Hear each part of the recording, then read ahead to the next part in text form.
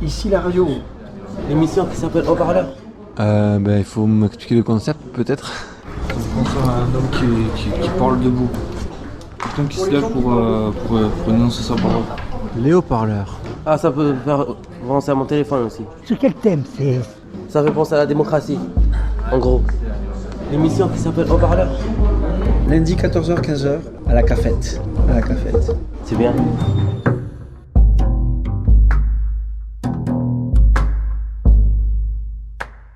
Aurélien. Bonjour, je m'appelle Claudine. Je m'appelle Brigitte. Je m'appelle Joe. Sekou. Bonjour, je m'appelle Aurélien. Moi j'ai eu une hospitalisation d'office il y a quelques années et maintenant je m'en suis sorti. Je suis plein d'espoir pour retrouver une vie normale malgré la maladie. Et puis je voudrais reporter le slogan des infirmiers en grève qui est personnel en danger, patient délaissé. Voilà, ça résume bien ce qui se passe ici. Voilà. Les gens de l'extérieur, oui, parce que je trouve déjà qu'il y a un réseau internet intramarchand qui ne sert à rien, parce que ça sert à rien aux patients d'entretenir des relations entre patients. C'est pas vraiment ce qu'il y a de plus bénéfique, je pense que l'ouverture vers l'extérieur est plus importante, plus nécessaire pour retrouver une vie normale. Donc pourquoi pas des messages venant de l'extérieur, oui. Pour anecdote, j'ai rencontré ce week-end un monsieur qui m'a fait faire quelques kilomètres en stop et qui m'a dit qu'il avait perdu son jeune ami Alex, c'était son ami d'enfance, qui était en psychiatrie et que depuis qu'il est rentré en psychiatrie, il ne l'a plus jamais revu. Qu'il est resté, comme on dit, bloqué, quoi. Voilà. Et puis je me rends compte qu'en fait, c'est des gens comme ça qui croient avoir perdu des gens, c'est eux qui oublient leurs collègues en psychiatrie, en fait, qui ferait mieux de venir les chercher, venir leur parler, leur rendre visite, et ça leur ferait du bien. Je suis lucide pour mon cas. Ça n'empêche pas que je sois atteint d'une maladie, mais je suis lucide pour mon cas, oui. Là d'ailleurs j'attends le rendez-vous avec ma psychiatre aujourd'hui pour voir ce qu'elle a à me dire, si elle est prête à me faire sortir, si elle est prête à me diminuer par palier mes traitements pour que je sorte, avec juste un traitement de fond à prendre chaque jour. Voilà. Tu souhaites retravailler? Ah oui, moi retravailler, ne serait-ce que pour moi, pour mes gosses, pour mon ex-femme que je porte toujours dans mon cœur, voilà. Donc ça a été dur de supporter quelqu'un qui a une maladie comme la schizophrénie, donc cette femme je la trouve très forte, très courageuse, et malgré que ce soit mon ex-femme, je l'aiderai toujours. M'occuper des petits, travailler pour eux, voilà, je le sens comme ça. Aurélien, j'ai 38 ans au mois de juin, je suis père de famille. Je fais en sorte d'être un bon père malgré ma maladie, malgré mes médicaments et tout. C'est le but de toute ma vie, d'être un bon père, voilà. Un petit coucou, Ryan, Mohamed, Amine et Telly, mes 4 enfants, voilà. Voilà, gros bisous à vous. Bonjour, je m'appelle Claudine, j'ai 58 ans. J'ai travaillé 5 ans au Passe-Muraille comme secrétaire de bureau. Un GEM, c'est un groupe d'entraide mutuelle. C'est-à-dire que nous sommes allés à la mairie de Toulouse à une réunion où on a posé des questions afin d'obtenir un peu d'argent pour monter notre GEM, avoir un local et faire en sorte que le GEM réussisse.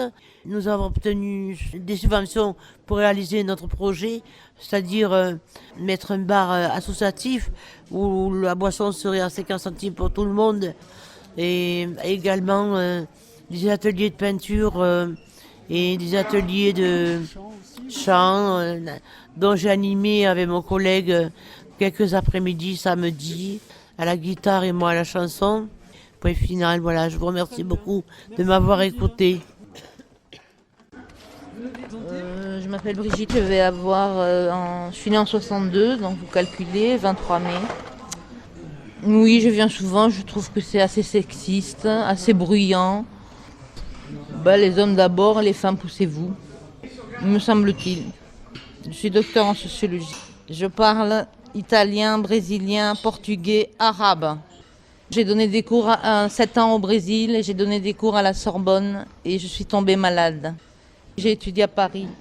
Paris, j'aimais bien, j'habitais à Montreuil-sous-Bois, dans le 93. Ça vous manque? Non, je préférais le Brésil. Là, je suis rentrée de Tunisie, donc mon prochain voyage, Inch'Allah, ça sera le Canada français. Les haut-parleurs, l'émission en direct de la cafette. Et on passe quand à la radio? Tous les 15 jours, le jeudi 13h30 sur Campus FM. Si on a des admirateurs, il y aura un répondeur pour qu'on reçoive des messages. 07 67 63 35 37. Entretenir des relations entre patients, c'est pas vraiment ce qu'il y a de plus bénéfique. Je pense que l'ouverture vers l'extérieur est plus importante, plus nécessaire pour retrouver une vie normale. Donc pourquoi pas des messages venant de l'extérieur, oui. Alors c'est 07 67 63 35 37. Les haut-parleurs, l'émission en direct de la cafette de l'hôpital Marchand. Le répondeur. Bonjour, je m'appelle Elisabeth et j'espère que vous allez bien. Merci. Bon, moi je suis pas trop dans les envolées lyriques, hein. Je suis très terre à terre et étant pressé de sortir. Je participe pas aux ATM en général, les ateliers thérapeutiques médiatisés. Je n'y participe pas parce que je suis concentré. Je me focalise sur mon entretien avec mon médecin psychiatre, psychologue et assistante sociale. Voilà, pour m'en sortir très vite. J'ai pas de temps à perdre aux ATM. Bien que ça m'occuperait, ça m'éviterait de faire du petit commerce de cigarettes, ça m'éviterait de tuer le temps comme ça. C'est vrai que ça peut être sympa les ATM, mais j'ai toujours peur que ça recouvre un temps plus important où je pourrais rencontrer mon psychiatre qui m'encourage à sortir, où je pourrais rencontrer l'assistante sociale qui m'aide à retravailler.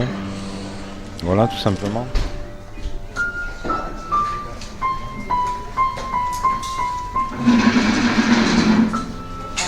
Nous, c'est Paul Verlaine. Pavillon très sympa, Paul Verlaine. Tout le monde est gentil. Verlaine, très efficace. C'est oui. très efficace.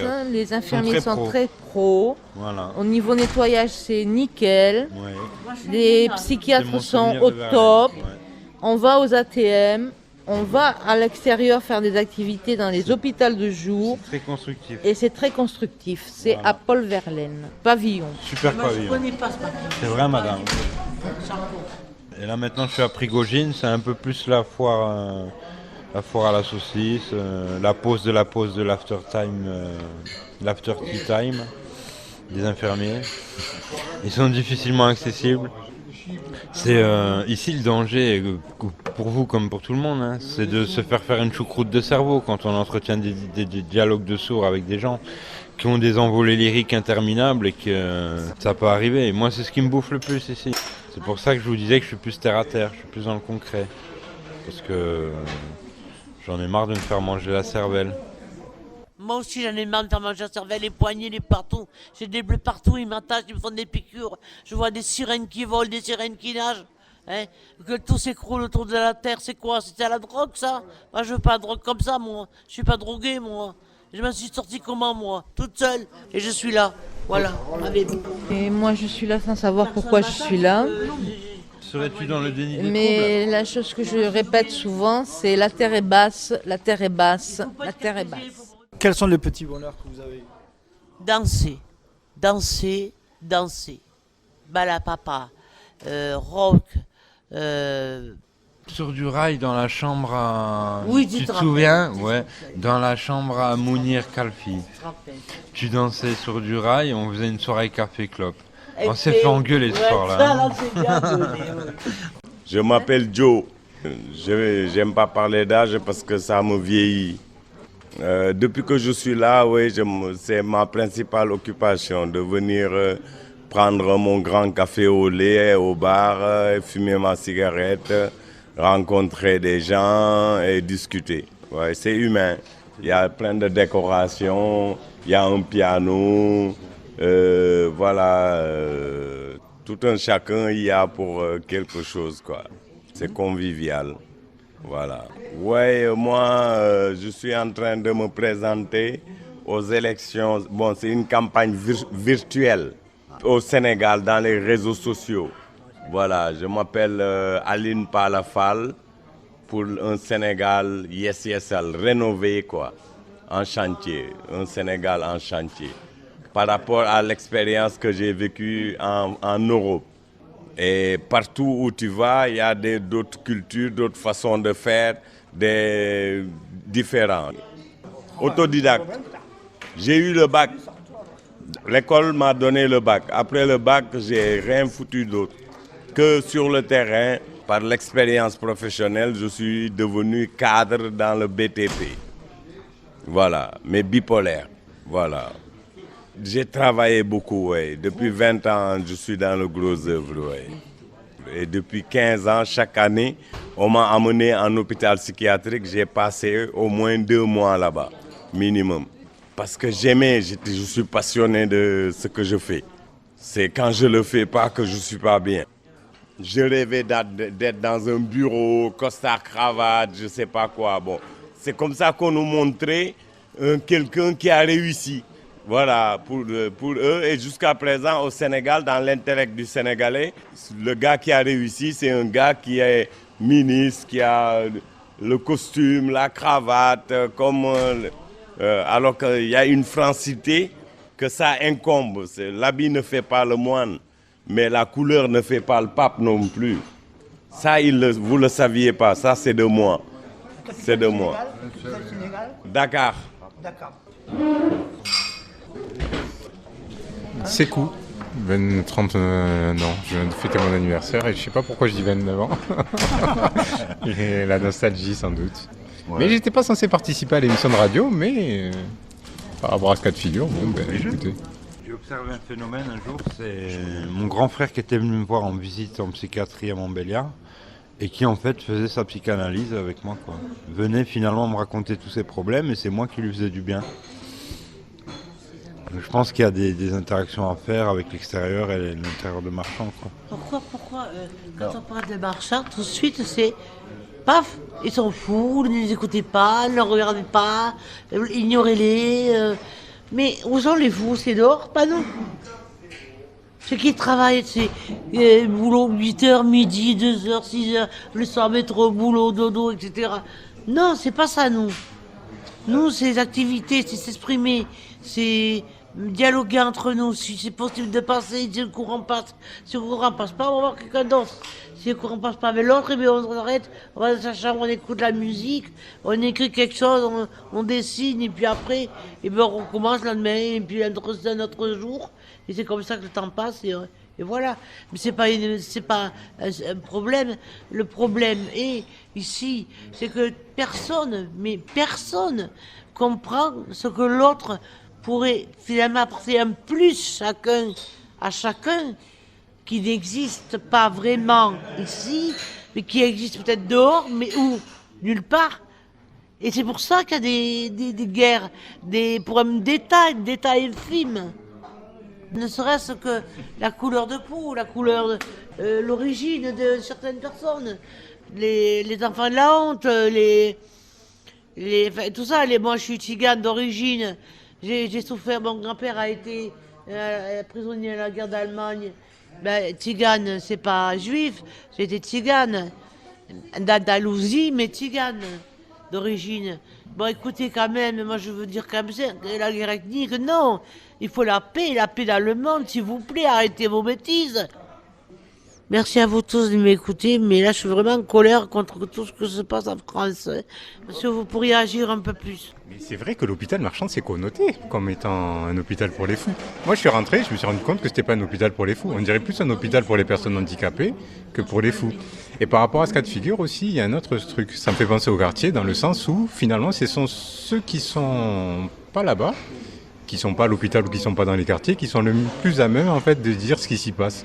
Au final, c'est les personnes qui sont le moins à même. Nous, on peut dire ce qui s'y passe, mais après les autres non, pas tellement. Et par rapport à ça, ce que je voulais dire, c'est que au final, c'est pas un hôpital de fous, c'est un hôpital. Bonne question d'ailleurs. Il y a un petit peu tout mélangé. On dirait que, ouais, mais voilà. Problème d'hébergement. Il y en a qui ont plus de problèmes d'hébergement qu'autre chose. Problèmes de logement, problèmes sociaux. Tout à fait. Mais après, il n'empêche pas qu'on nous pond un diagnostic, quelle que soit notre raison, la raison de notre venue ici. Je me souviens être atterri en psy à l'âge de 21 ans, suite à une prise massive d'ecstasy et par manque de logement. Ça peut aider l'ecstasy quand même. Ouais, à déglinguer le cerveau, ouais. Moi, je suis complètement là-dedans, moi. Quand on peut se dire qu'il y a une partie de notre maladie qui fait partie de notre vécu, ce qu'on a vécu enfant, tout ça. Mais pour moi, tout ça, c'est un peu des conneries. C'est surtout les toxiques et les toxiques qui nous font dérailler. Oui, voilà, après il faut distinguer état d'humeur et maladie. Au bout d'un moment, c'est le rôle peut-être du psychiatre de distinguer qu'est-ce qui est quoi. Mais après, de telle manière qu'on peut douter de la psychiatrie par moment. Maintenant, on dit que c'est une science nouvelle, non, c'est pas ça? Relativement nouvelle par rapport aux autres. On se demande qu'est-ce qu'est la psychiatrie, c'est quoi? C'est un état de soi-même. Un état comme on est seul face à la maladie. Personne m'a dit, c'est un état que tu as. C'est pas une maladie, c'est un état. Qu'est-ce qui te distingue, en fait, puisqu'on t'a diagnostiqué, j'imagine, des gens dits normaux, sous-entendu ceux qui sont bien portants hors de marchand? On n'est pas hors normal ou pas normal, on est tel qu'on est, il faut s'accepter avec la maladie qu'on a, trouver le bon traitement que j'ai maintenant pour m'exprimer aujourd'hui. Et je me suis reconstruite seule avec ce traitement, en plus de me débrouiller seule avec mon expérience de vie que j'ai vécue à travers les épreuves qui m'ont rendue plus forte. Et maintenant, je suis comme je suis, je me sens bien. Je suis d'accord. Tu as dit le bon mot, maladie. Et par rapport à ce cas de figure, maladie, ça veut dire quelque chose. Maintenant, c'est là où la psychiatrie intervient. Maintenant, comment dire, est-ce que tout le monde est bien malade? C'est ça la question. Voilà. Est-ce que tout le monde est vraiment malade? Voilà, une bonne question. C'est qu'il y en a que vraiment n'ont pas la raison, ne raisonnent pas et pensent qu'à la cigarette, le café, les consommations, et puis après le reste, va te faire voir, au revoir, merci, bonjour, au revoir. Eh bien non, il faut discuter, parler entre nous, il faut instaurer le dialogue, instaurer, je ne sais pas moi, des choses qui soient positives pour ceux qui ont envie de s'en sortir. Il peut y avoir des erreurs de diagnostic, mais la plupart du temps, si on pense à une erreur de diagnostic, on est dans le déni des troubles. C'est ce qu'on nous renvoie. Donc on n'a pas vraiment le choix. Soit on est dans le déni des troubles, donc on est fou et on ne l'admet pas. Mais il n'y a en aucun cas le diagnostic des médecins peut être mis en question. Ou alors par des moyens super compliqués, des contre-expertises, des choses comme ça, qui ne sont pas accessibles à la plupart des patients, qui ne sont pas d'accord avec leur diagnostic. Moi, je trouve que c'est totalement vrai ce qu'il a dit, je peux pas mieux dire. En fait, c'est la parole du docteur contre le monde entier. Enfin, il n'y a pas à redire. Il a fait des années d'études et toi, en tant que patient, tu ne peux rien dire. Voilà, tu n'as pas fait ces années, donc c'est toi qui es jugé et pas lui qui est jugé. Ici la radio, l'émission qui s'appelle Haut-Parleur. Lundi 14h-15h à la cafette. Centre hospitalier Gérard Marchand. C'est bien.